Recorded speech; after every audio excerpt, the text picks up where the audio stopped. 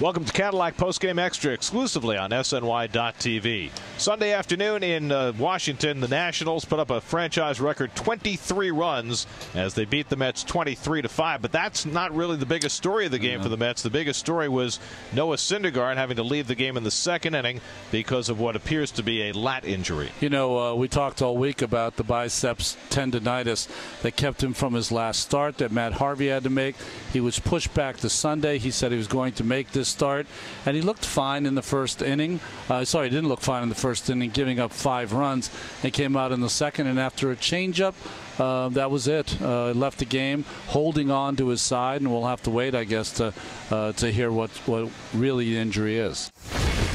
You know, preliminary diagnosis was a possible lat strain, which may or may not be related to his previous complaint, which was in the bicep. So we'll just have to wait and see what happens tomorrow. I didn't see any different at all until that pitch, last pitch. And, it was a changeup.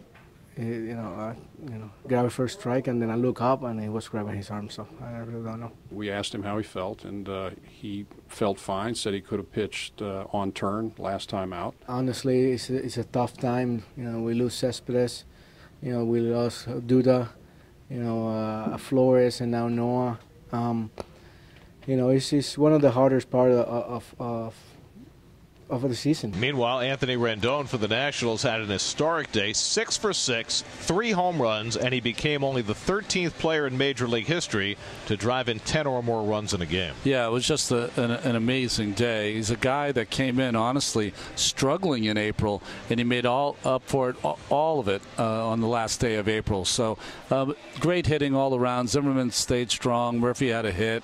Up and down the lineup to get 23 hits and 23 runs. Good offensive day for the Nationals. 7 home runs for the Nationals. The last 3 against Kevin Plawecki, the Mets catcher, who pitched the last 2 innings to save the bullpen.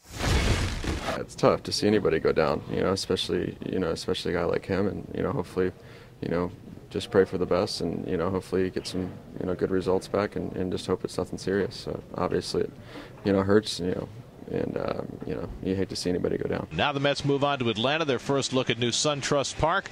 Monday night, Robert Gsellman on the mound against Julio Teheran. Our coverage begins at 6:30 with Cadillac first pitch on SNY. That'll do it for Cadillac Postgame Extra. Be sure to join us after every game for exclusive coverage on SNY.TV.